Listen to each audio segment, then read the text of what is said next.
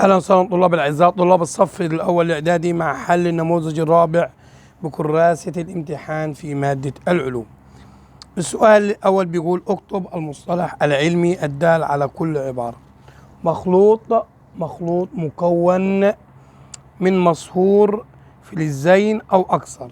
طبعا ده إيه يا ولاد؟ دي السبيكة، زي سبيكة إيه؟ القصدير، ومع مين؟ مع النحاس. 2. المسافة المقطوعة خلال وحدة الزمن ده سبيد السرعة، يبقى دي ممكن نقول ايه؟ سبيد السرعة. أما الأولى هنقول ايه؟ السبيكة.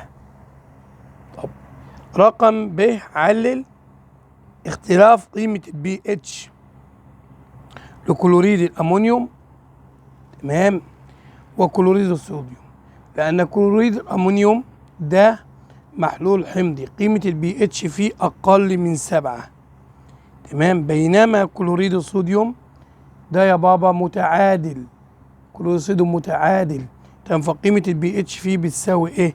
بتساوي 7، تمام.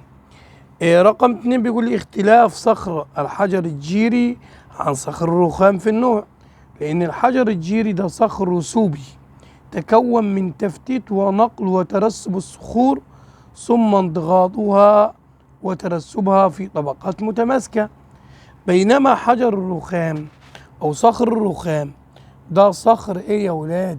ده صخر ناري، تمام، ده قصدي صخر متحول، تمام، تكون بسبب الضغط والحرارة الموجودة تحت إيه؟ تحت القشرة الأرضية. يبقى ده صخر رسوبي والرخام صخر متحول. طاقة الحركة الشاحنة تكون أكبر من طاقة حركة السيارة، لأن كتلة الشاحنة أكبر من كتلة مين يا ولاد؟ السيارة. وضغط الحركة بيأثر عليها عاملين، الكتلة ومربع السرعة.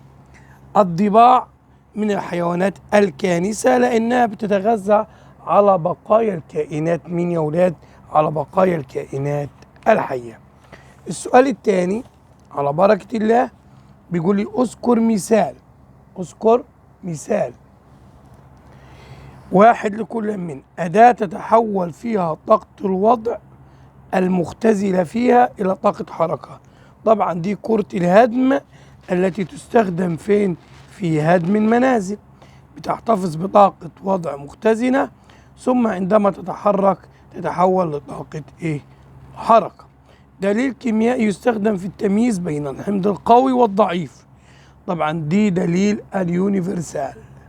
طب هنا بيقول لي ادرس الشكلين ثم أجب عما هو مطلوب. أجريت هذه التجربة موضحة بالشكل لدراسة العوامل المؤثرة في طاقة الوضع. أولا أدي الكرات، حدد من هذه التجربة عامل مستقل اللي هو وزن الكرات. طب عامل تابع اللي هو إيه؟ اللي هو عمق الحفرة التي تحدثها الكرة. طب العامل الضابط هو ارتفاع الكرات وكمية مين؟ الرمل، وكمية يا أولاد الرمل. ما اسم الخيط الموضح؟ ده كروماتيد، تمام. ما الذي يعبر عنه ايه؟ ده يعبر عن ايه يا بابا؟ الجينات. السؤال الثالث اكمل العبارات الآتية complete sentence. لا يدخل انيون نقط في تركيب الأحماض. طبعا الهيدروكسيد، مجموعة ايه؟ هيدروكسيد. يدخل انيون نقط في تركيب حمض الكبريتوز. طبعا ايه؟ الكبريتات، تمام، وليس الكبريتيك. حمض ايه؟ انيون الكبريتات، كبريتيت SO3، دي كبريتات SO4، دي كبريتيت. ان كبريتوز يبقى ايه؟ يبقى كبريتيت. أجريت التجربة موضحة بالشكل. ما العمليتان اللتان تؤدي إلى نقل الماء إلى الإناء الفارغ؟ أدي مكعب ثلج، ودي ماء بحر ساخن بيتصاعد ويصطدم بلوح الثلج وينزل مرة أخرى على هيئة إيه؟ أمطار. طبعا عشان يتصاعد يحصل عملية إيه؟ تبخر، ثم يتكثف على لوح الزجاج وينزل مرة أخرى في الإناء. ما أهمية مكعبات الثلج؟ إن يا بابا مكعبات الثلج دي بلوراتها ايه؟ بتكون كبيرة ايه؟ الحجم. تمام يا ولاد؟ ودي بتعمل على زيادة تكثف مين؟ الماء. بيقول لي الشكل المقابل يوضح إحدى شبكات الغذاء. حدد الحروف المعبرة عن ثلاث حيوانات تقوم بدور الفريسة والمفترس في نفس الوقت.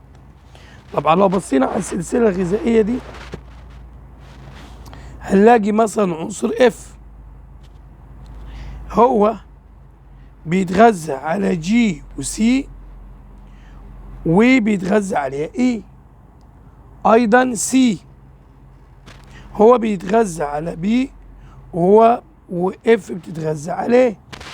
ايضا اي. تمام كده يا ولاد؟ هو باي بيتغذى على اف ودي وبيجي يتغذى عليه ايه؟ ال. يبقى كده هقول له اف وسي واي. تمام حبيبي؟ تمام يا استاذ. هنا بيقول لي اختر اجابه الصحيحه من بين اجابات. يتفق البروم تمام والزئبق في اللون ولا الحالة الفيزيائية ولا التوصيل الحراري ولا درجة الغليان؟ طبعا في الحالة ايه؟ الفيزيائية، لأن كلاهما سائل. العلاقة بين طاقة حركة الجسم والكتلة لعدة أجسام عند ثبوت السرعة. طبعا هتتناسب ايه؟ طردي. يبقى أنا هختار ايه يا بابا؟ هختار ب. كيف يستدل على كل من الجرانيت من الصخور النارية الجوفية؟ جوفية لأن بلوراتها بتكون كبيرة ايه؟ الحجم. ظهور طفرة تحمل سكر اللاكتوز عند الشخص اللي هو ايه؟ اللبن، لأن الشخص الذي يعاني من هذه الأعراض يتعرض للانتفاخات عند شرب مين يا بابا؟ للبن. قلوية محلول كيميائي. قلوية محلول ايه؟ كيميائي. طبعا بيحول ورقة عباد الشمس الحمراء إلى زرقاء. عنصر ما إنه من الفلزات. طالما فلز يبقى هو جيد التوصيل للكهرباء والحرارة. المستوى الأخير بيحتوي فيه على أقل من 4 إيه؟ إلكترونات. ممكن أقول يا أستاذ قابل للسحب والطرق إيه؟ والتشكيل. ولنا لقاء مع متجدد مع حل النموذج الخامس، ولكن رجاء من طلاب الأعزاء أن يهتموا بالمذاكرة، ومعنا ومعكم خطوة بخطوة نصل إلى ما نريد.